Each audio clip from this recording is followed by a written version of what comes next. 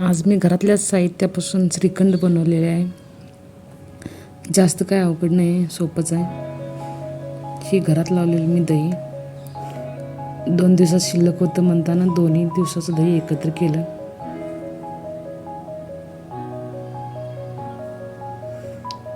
एक वाटी मोठी घेतली, त्याच्यावर पांढरं कापड ठेवलं.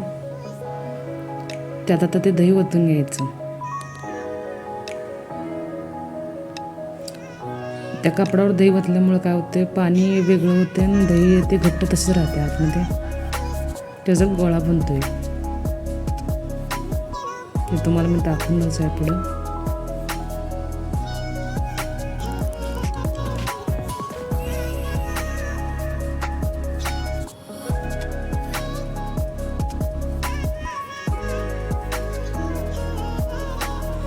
आता ह्याला बांधून ठेवायचं.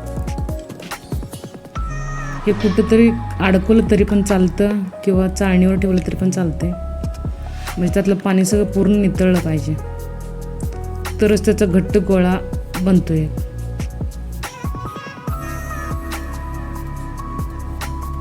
असं कुठं तरी बांधून ठेवलं तरी पण चालतं किंवा चाळणीत ठेवा.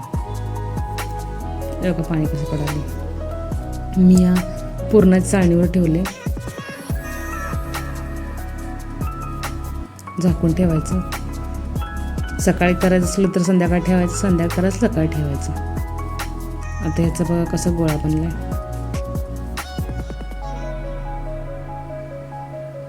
पाणी साईडला झालं. आता गोळा बघा.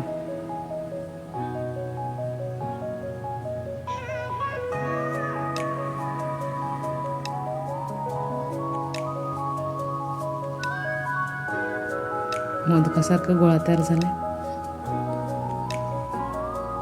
आता याला फोडून घ्यायचं.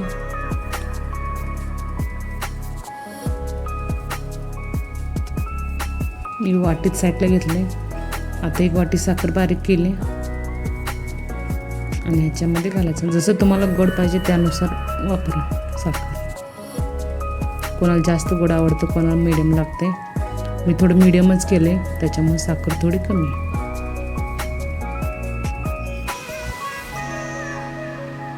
आता त्याला एकसारखं हलवून घ्यायचं.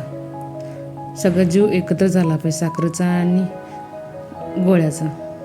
जरा वेलदोडे पूड,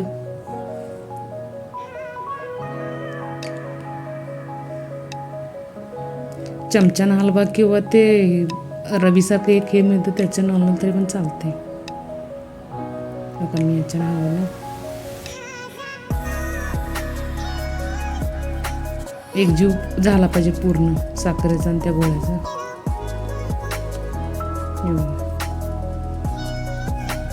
कसं दिसतं श्रीखंड.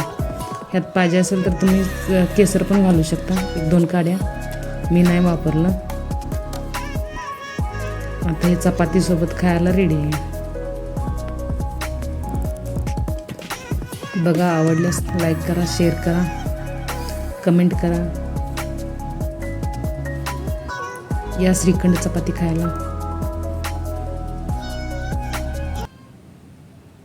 बघा कसं दिसतंय. घरच्या घरी